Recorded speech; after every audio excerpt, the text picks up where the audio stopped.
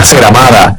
Pero antes, creo que debemos analizar la manera en que amamos a otros, y hacerlo a través de la palabra de Dios. Desde el libro de Gálatas, capítulo 5. Hoy, el pastor Adrián Rogers, en la voz del pastor Lenín Villanón, comienza el estudio bíblico Cómo amar y ser amado. Busque la epístola a los Gálatas, capítulo 5. Hoy quiero hablar del tema Cómo amar y ser amado. En la actualidad tenemos una generación que habla mucho sobre el amor, pero francamente debo decir que es una generación que lo que menos conoce es sobre el amor. Me refiero al verdadero amor. No solo la palabra, sino que el concepto de amor es torcido, pervertido, mal usado y abusado en nuestro mundo actual. Por lo general la gente no sabe lo que es el amor. Algunos piensan que es una emoción indescriptible, un inmenso océano de sentimientos, pero no es genuino amor. El amor, escúcheme bien, el amor no es un sentimiento. Puede contener o resultar en sentimientos, pero primordialmente no es un sentimiento o una emoción. Y le voy a decir por qué. La Biblia nos ordena, escuchó, nos ordena amar. Y usted no puede ordenar a un sentimiento, piénselo. Así que la clase de amor de la cual estoy hablando no es un sentimiento, ni una emoción, ni una incontrolable pasión. No sé de dónde la gente ha sacado la idea de que el amor es algo que nos sucede, que somos víctimas del amor, que nos enamoramos y ese enamoramiento simplemente sucede como por generación espontánea. La Biblia dice, maridos, amad a vuestras mujeres. Por favor, note que esto no es una sugerencia, es una orden, porque el amor verdadero tiene que ser una decisión y una conducta. Usted puede escoger el amar, y cuando así lo hace, el amor no es primordialmente un sentimiento, sino algo que usted hace.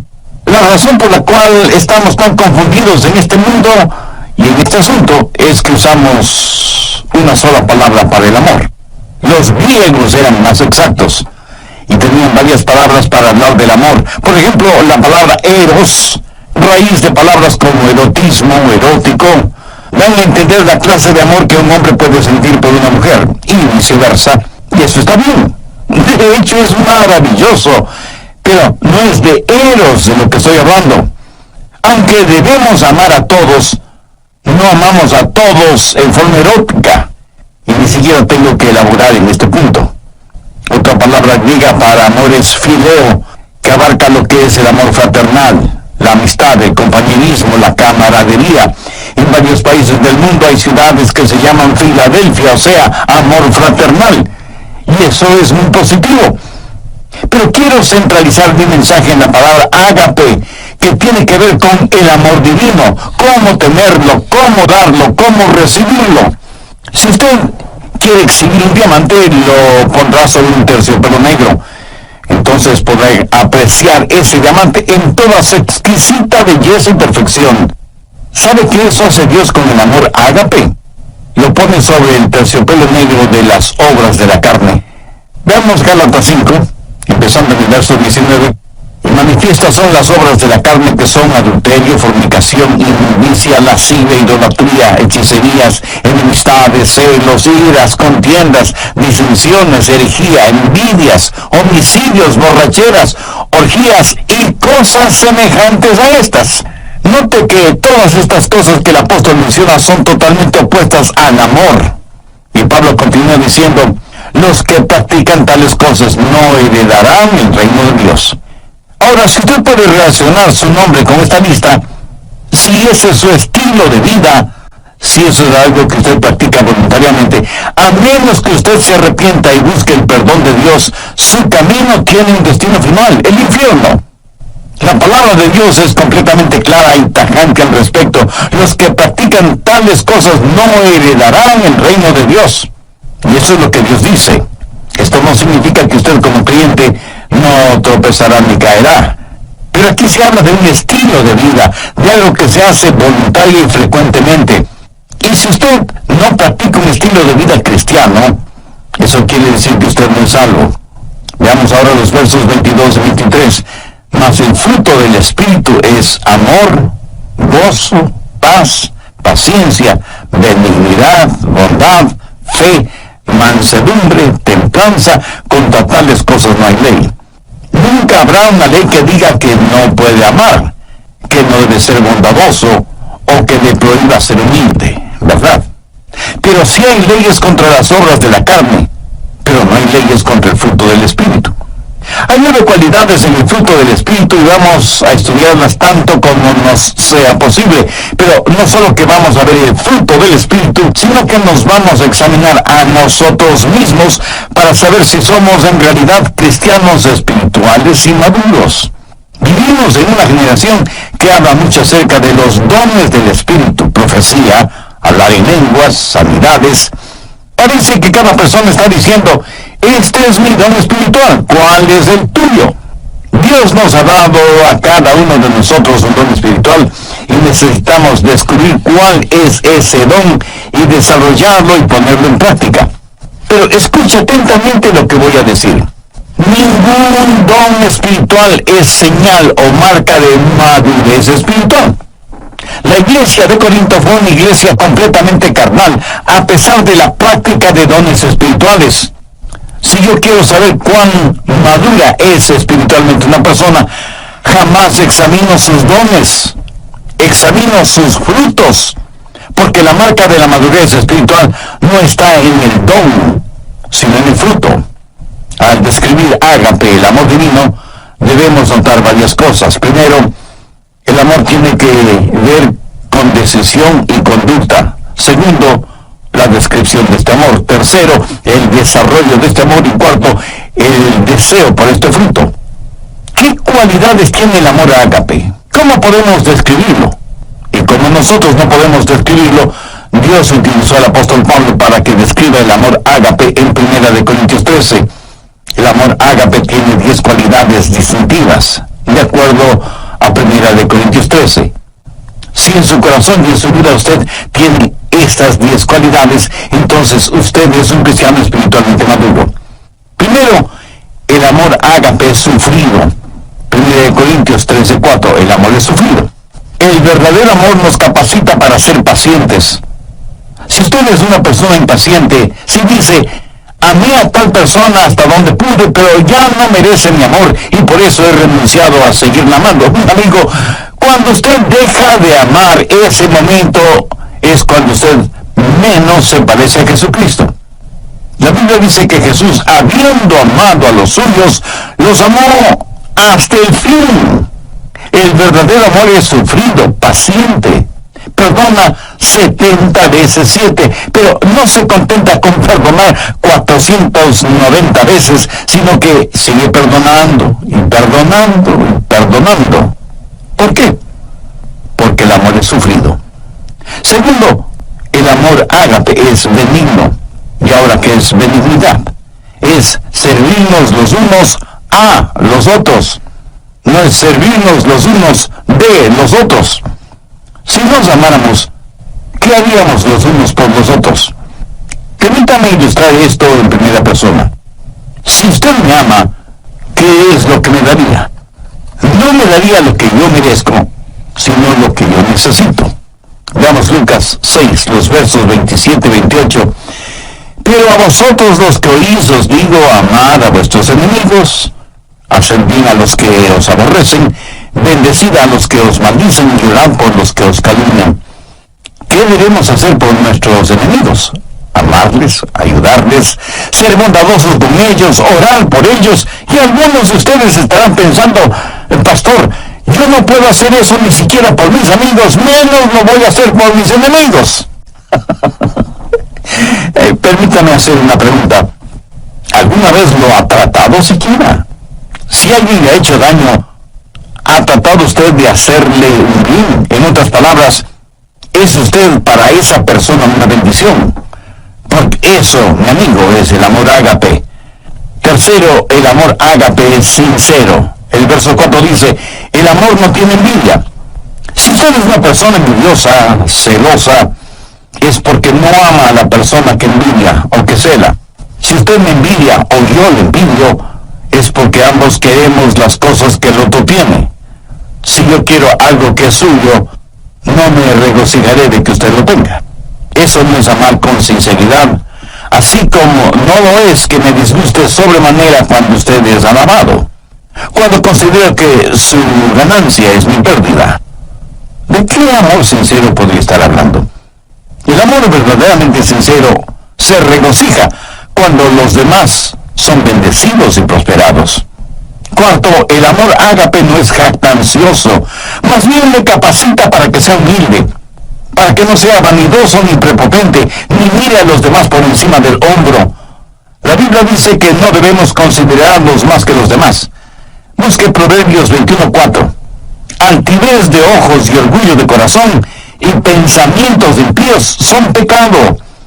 El orgullo y el genuino amor no pueden habitar en nuestro corazón al mismo tiempo.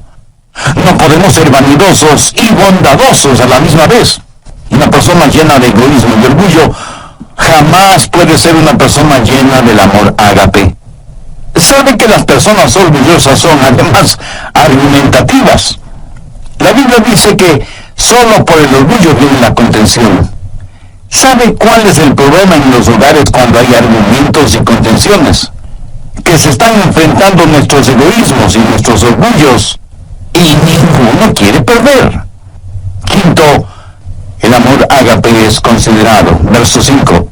No hace nada indebido. ¿Sabe lo que eso significa? Significa que el verdadero amor es cortés, gentil. Cuando una persona hace lo indebido es una persona tosca, ruda. Y todos conocemos a personas así, ¿no es cierto? Empujan para pasar, nunca piden permiso ni disculpas, se meten a la fuerza, desconocen las palabras por favor y muchas gracias. Lo triste y lamentable es que hay muchos cristianos que son así. ¿Qué es la cortesía? Pues no es nada más que la demostración del amor en las cosas pequeñas o aparentemente insignificantes. ¿Y quien no tiene amor en las cosas pequeñas, cómo podría tenerlo en las cosas grandes? Cuando usted encuentra a una persona ruda, tosca, tenga la seguridad de que ha encontrado a una persona que no conoce el amor. Una persona que no puede ser el reflejo del Señor Jesucristo, quien fue humilde y gentil, y siempre pensó primero en los demás. Sexto, el amor ágape es un amor que se niega a sí mismo. Mire lo que dice el verso 5. No busca lo suyo. Nunca dice, yo primero, o yo conozco mis derechos. Escúcheme, cuando usted oye a una persona decir que conoce sus derechos, tenga la seguridad de que no está hablando motivada por el amor. Permítame decir una cosa muy importante. Cuando usted recibió al Señor Jesucristo y fue salvo, usted perdió todos sus derechos. Porque ¿qué derechos tiene una persona muerta? Usted está crucificado con Cristo. Ha sido comprado por un precio. Ahora pertenece a Jesucristo. Y ahora sus derechos son los derechos de Jesús.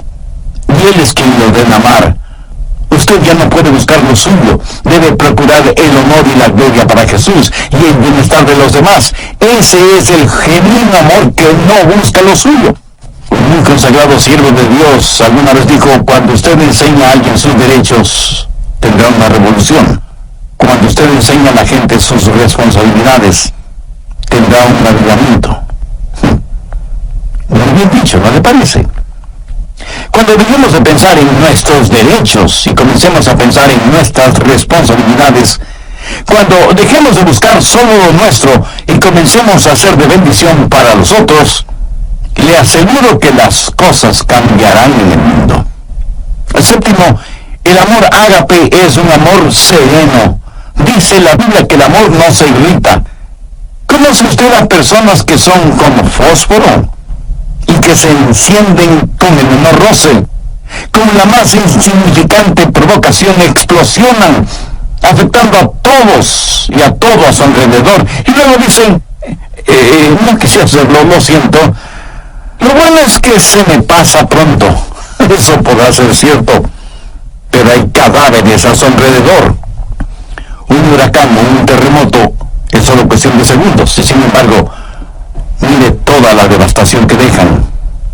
Uno no pierde el temperamento así porque sí. Si usted explota de esa manera es porque en su interior, en su corazón, no existe el amor de Dios. Si usted quiere saber con qué está lleno, vea qué es lo que sale de usted cuando es provocado. Una de las manchas en la vida de muchos cristianos es precisamente un temperamento irascible. El verdadero amor es sereno. No se lo puede provocar con facilidad, y cuando es provocado sabe responder con mansedumbre y con humildad. Octavo, el amor ágape es un amor sacrificial. ¿Qué quiere decir un amor sacrificial? Note las tres palabras finales del verso 5. No guarda rencor. O sea, no va acumulando las faltas de otros. El amor ágape tiene la capacidad de perdonar y olvidar. Pero eso, digo, eso cuesta.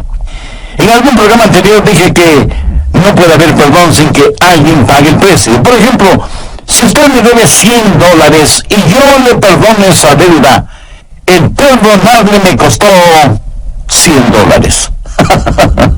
¿Lo entiende? Muchos de nosotros somos magníficos amanuenses y mantenemos una detallada lista de lo malo que los otros nos han hecho. Y no solo somos amanuenses, sino también buenos contadores. Y en nuestro libro de contabilidad anotamos minuciosamente lo que los otros nos deben. Y no estoy hablando necesariamente de dinero. Tenemos necesidad de aprender a perdonar y olvidar, sabiendo que hay un precio que pagar y un dolor que experimentar. El precio y el dolor lo pagó y lo sintió Cristo en la cruz del Calvario. Es la máxima demostración del amor sacrificial. ¿Ha aceptado usted el amor sacrificial de Cristo? Recuerde que nadie puede dar lo que no tiene. Si usted no tiene amor en su corazón, no podrá dar amor a nadie. Dios le ama y quiere salvarle. Jesús murió en la cruz para pagar la deuda de sus pecados. Si usted desea ser salvo ahora mismo, humíllese delante de Dios. Confíe en Ravelo. Gracias por su sintonía al programa de hoy. Sea bienvenido y bienvenida a El Amor que Vale. Por favor, mantenga su Biblia abierta en Gálatas 5, porque hoy continúa el estudio Cómo amar y ser amados. Ahora les presento al doctor Adrián Rogers en la voz del pastor Lenín de Llanón. Desde el programa anterior comenzamos a estudiar lo relacionado con el fruto del Espíritu, teniendo como base bíblica Gálatas 5, versos 22 y 23, y hemos visto 8 de las 10 características de ese fruto. Primero, el amor es sufrido. Segundo, es benigno. Tercero, es sincero. Cuarto, no es jactancioso. Quinto, es considerado. Sexto, se niega a sí mismo. Séptimo, es sereno. Y octavo, es sacrificial. Espero que tenga su Biblia y cuaderno de notas a la mano para sacar el máximo provecho de este estudio bíblico. Bien, prosigamos. Noveno, el amor ágape es un amor justo. Verso 6 dice, no se goza de la injusticia. Eso quiere decir que cuando alguien peca o fracasa o hace algo equivocado, usted no se alegra por eso. Más bien debería llorar y orar por esa persona. ¿Sabe usted que el chisme es un pecado? ¿Por qué? Porque la persona chismosa se regocija en su iniquidad. Cuando escuchan algo negativo acerca de otra persona, casi no pueden esperar para contárselo a otras personas. Se parecen a la mujer que dijo, mi lema es, nunca digas algo acerca de otra persona, a menos que sea algo que valga la pena chismearlo. Y aunque por lo general creemos que las mujeres son las chismosas, permítame decirle que conozco hombres que son chismosos. Se regocijan y parece que hasta aman la chismografía. Son diseminadores de malas y falsas noticias. Se regocijan de la injusticia. Ahora escúcheme, no estoy diciendo que debe hacerse el desentendido frente al pecado, porque eso es imposible. El pecado tiene que ser enfrentado. Pero no se regocije de la injusticia. Y antes de que usted diga algo negativo de otra persona, hágase las siguientes preguntas. Primera, ¿sé que eso es verdad? Segunda, aun si fuera verdad, ¿es necesario que lo diga? Tercera, y si lo digo, ¿cuál es mi verdadera motivación al decirlo? El amor ágape no se goza de la injusticia. La Biblia no habla de un amor ágape chapucero que simplemente ignora el pecado. No habla de un amor que siente cierta pena por la otra persona. Cuando usted sabe que otra persona está emocionalmente herida, cuando escucha que otra persona ha fracasado, ¿cómo reacciona? Hace poco conocí a un hombre que al saber del pecado de uno de sus amigos, cayó de rodillas, puso su rostro en el suelo y lloró intensamente por su amigo que había caído en pecado. Eso es empatía, no solamente simpatía. Eso es el tener el corazón quebrantado por el pecado de otros. Décimo, el amor ágape es un amor sufriente. Verso 7. Todo lo sufre, todo lo cree, todo lo espera, todo lo soporta. Esto de ninguna manera significa que el amor ágape se lo cree todo. Más bien quiere decir que el verdadero amor lo puede enfrentar todo, que no hay límites para su fe. Pero cuando usted ama, hay una carga que debe llevar, y desde ese punto de vista es un amor sufriente. La gente quiere saber por qué los seres humanos sufren. Algunos porque han perdido su fe en Dios. Dicen, ¿por qué Dios permite que los humanos sufran? Si Él es un Dios que todo lo sabe y todo lo puede, ¿por qué no detiene o elimina el sufrimiento? Escúcheme, Él pudo haberlo hecho. ¿Sabe cómo? Pues no creando a los seres humanos, o creándolos sin libre albedrío. Pudo habernos hecho robots, como una máquina tecnológica. Pero hubiera significado no tener ningún compañerismo con nosotros. Porque, verá, cuando Dios nos creó, corrió un divino riesgo.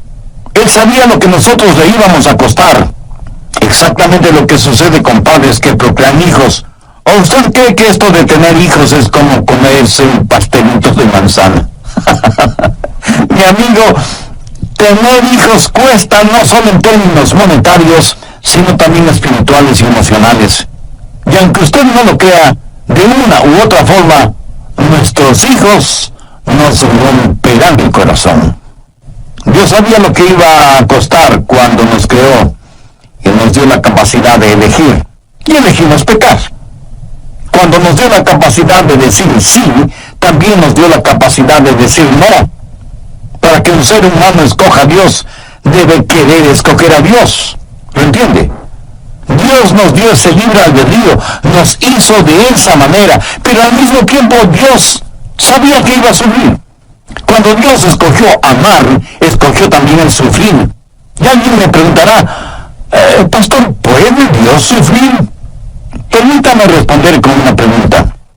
¿Sufre usted como padre cuando su hijo hace algo equivocado? Piénselo bien antes de contestar. La historia del hijo pródigo en el capítulo 15 de Lucas enseña que cuando un padre terrenal tiene un hijo rebelde, sufre. De la misma manera, cuando nosotros hacemos algo equivocado, nuestro Padre Celestial sufre. En Efesios 4:30 leemos, no contristéis al Santo Espíritu de Dios. ¿Lo ven? Nosotros podemos contristar al Santo Espíritu de Dios. Un aparato electrodoméstico, cuando se daña, le puede molestar. Pero solo sus hijos le pueden contristar, entristecer. Aunque muchos de ustedes a lo mejor ven este punto al revés. Pregunto, ¿puede alguna parte de nuestro cuerpo dolernos sin que nuestra cabeza lo sepa? ¿Quién es la cabeza de la iglesia? El Señor Jesucristo. Cuando su cuerpo, o sea, la iglesia, sufre, no sufre el Señor Jesucristo. Cuando Pablo se encontró con Jesús en el camino a Damasco, ¿qué le dijo Jesús? Saulo, Saulo, ¿por qué me persigues? La respuesta de Pablo, si el asunto no fuera tan serio, sería casi infantil. Le dijo que no le perseguía a él, a Jesús, sino a los cristianos. Escúcheme, cuando usted persigue al cuerpo, también persigue la cabeza. Cuando el cuerpo sufre, la cabeza sufre, y Jesús fue perseguido. Cuando una novia es infiel, impura, y no le presta ninguna atención al novio, ¿cree usted que el novio sufrirá? Le puedo asegurar que sí. ¿Quién es la novia? La iglesia. ¿Quién es el novio? El Señor Jesús. Cuando la novia sufre, el novio sufre también. Y cuando el novio decide amar a la novia, también decide sufrir. Y algunos dirán, pero Dios es Dios. Él no tiene que sufrir. Ciertamente, Él no tiene que sufrir, pero Él escogió sufrir. ¿Por qué? Déjenme mostrar este punto. Supongo que usted y su cónyuge van a tomar las vacaciones soñadas toda una vida. ¿Será su segunda luna de miel en una de las islas de Hawái? Supongo que alguien les ha provisto un precioso condominio en la isla, a la orilla de una fabulosa playa, pero asimismo supongo que no tienen suficiente dinero para hacer todo lo que quieren hacer. Pero ya están allí, dispuestos a disfrutar a plenitud del sol, la playa, el mar, las palmeras, la música y la deliciosa comida. Supongo que más o menos a las 6 horas de estar en la isla, en el continente, uno de sus nietos es golpeado por un automóvil y las preguntas surgen de inmediato. Debemos llamar a los abuelos para avisarles. Debemos interrumpir sus tan anheladas vacaciones. Ahora, ¿cuántos abuelitos y abuelitas que me están escuchando dirían: prefiero no saber nada y que me dejen disfrutar de mis vacaciones? ¿Cuántos tendrían la actitud de: si algo malo sucede, sea lo que sea, no queremos saberlo? No queremos que nada arruine nuestras vacaciones. Le puedo asegurar que antes de viajar rumbo a Hawái, usted habrá dicho a sus hijos y demás familiares: si algo sucede, llámenos de inmediato. Si algo podemos hacer desde ya, lo haremos. Y si no, regresaremos en el próximo vuelo. Eso es lo que hace el amor sacrificial. Las necesidades de los otros están, o deben estar, por encima de nuestras satisfacciones personales. Porque cuando usted se preocupa de las necesidades de los demás, sentirá una satisfacción personal indescriptible. Tercero, el desarrollo de este amor. Busque Gálatas 5:19. Habla de las obras de la carne. Las obras de la carne son naturales. Las obras del Espíritu son sobrenaturales. Las obras de la carne es lo que hace el pecado en nosotros. El fruto del Espíritu es lo que Dios hace por medio de nosotros. Esta clase de amor no la podemos producir por nosotros mismos, pero es la clase de amor que debemos llevar. En Juan 15:5 leemos que Jesús dijo: yo soy la vid, vosotros los pámpanos, separados de mí nada podéis hacer. Note que Jesús no dice que nosotros produciremos esta clase de amor. Romanos 5:5 es un versículo muy interesante, porque el amor de Dios ha sido derramado en nuestros corazones por el Espíritu Santo que nos fue dado. ¿Lo ven? Aquí se está hablando de un amor sobrenatural, el amor que proviene de la vid, se esparce en los pámpanos y produce fruto. ¿Lo entiende? Usted no produce el fruto, solamente lo lleva. Yo nací y fui criado en la Florida, tierra de frutos cítricos por excelencia. En casa teníamos árboles ornamentales de naranjas agrias. El fruto era imposible para el paladar, pero los árboles eran hermosos. Y se necesita mucha paciencia y mucho trabajo para lograr que al fin esos árboles de naranjas agrias produzcan naranjas dulces. Ahora supongo que usted tiene un árbol de naranjas agrias, pero quiere que dé naranjas dulces. ¿Qué puede hacer? Bueno, podría podar el árbol. ¿Piensa que eso es suficiente para tener naranjas dulces? No. Entonces se le ocurre una idea genial. Va a trasplantar el árbol, lo va a trasplantar de un lado del terreno.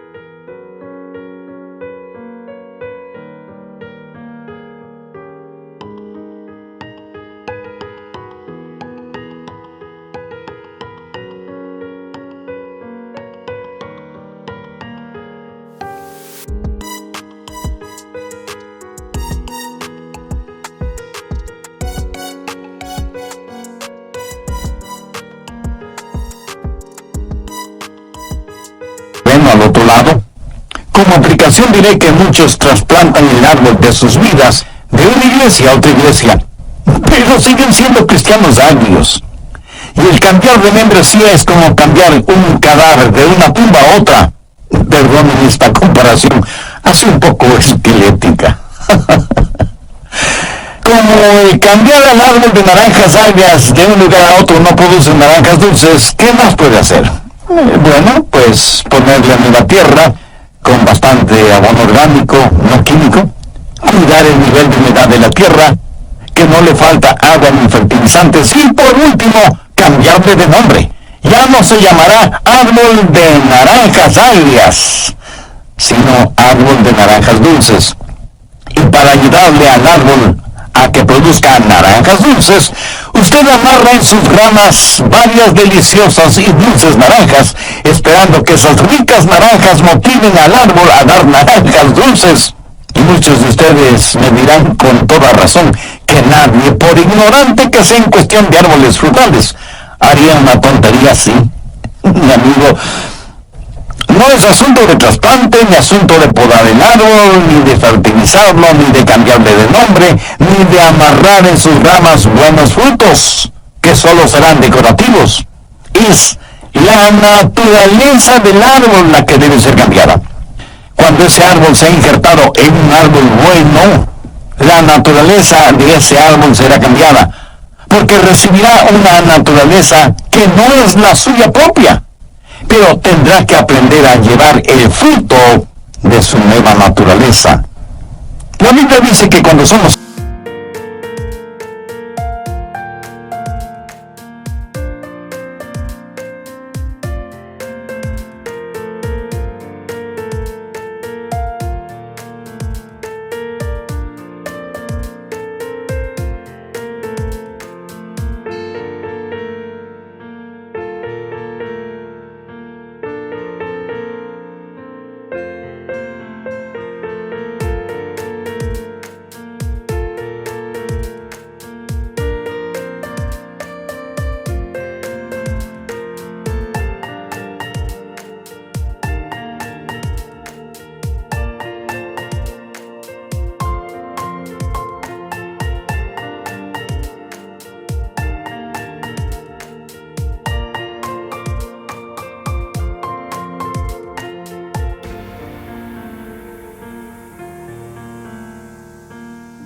salvos, somos participantes de la naturaleza divina. La naturaleza de Dios viene a nosotros. Pero esa es la clase de amor que no es el fruto de las obras de la carne, raíz de amargura, sino que es el fruto del Espíritu, es la naturaleza del Dios Todopoderoso que ha sido injertada en usted, en mí, en nosotros. Cuarto, el deseo por este fruto. ¿Para qué sirven las frutas? Pues para comérselas, y mientras más frescas y al natural, mucho mejor. ¿Han notado que las frutas despiden una fragancia extraordinaria? Uno puede reconocer una fruta solo por el olor, aún antes de mirarla o palparla.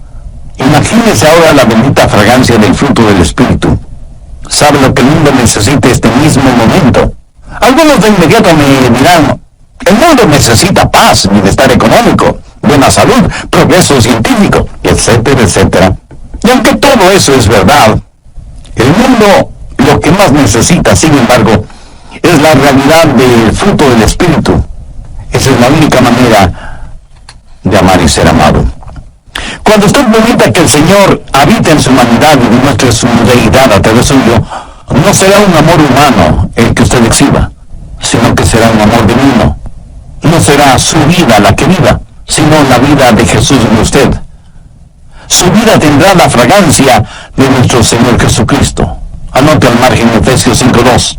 Andad en amor, como también Cristo nos amó y se entregó a sí mismo por nosotros, ofrenda y sacrificio a Dios en olor fragante.